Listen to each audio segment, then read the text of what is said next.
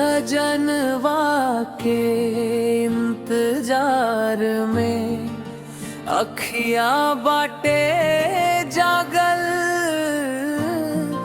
रात भर जनवा से दिलवा हमार लागल।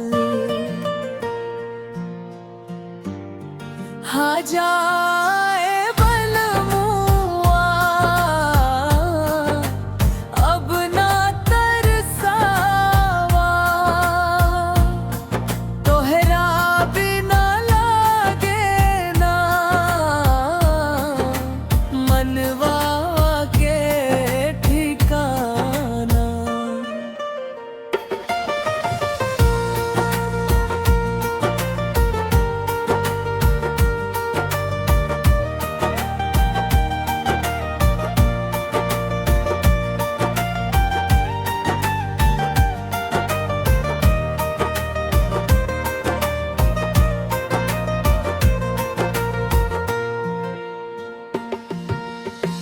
बहे पुरवैया धीरे धीरे याद तोहर ले आवे, सुना अंगना सुना देहरी मनवा रोवे जावे।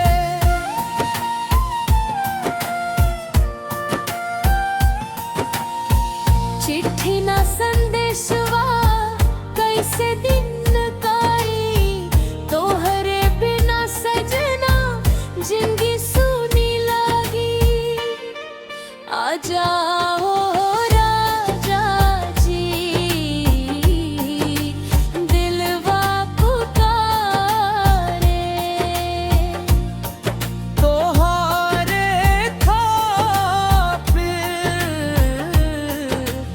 अखियां निहारे।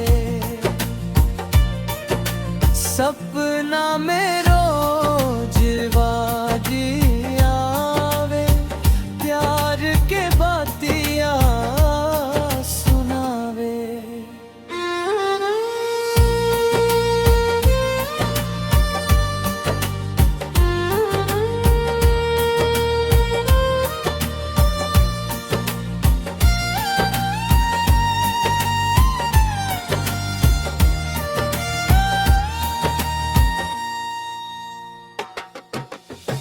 खेतवा में हरिहर बाली फूले अमवा डारी, तोहरे बिना लागे सजना दुनिया बेगानी सारी।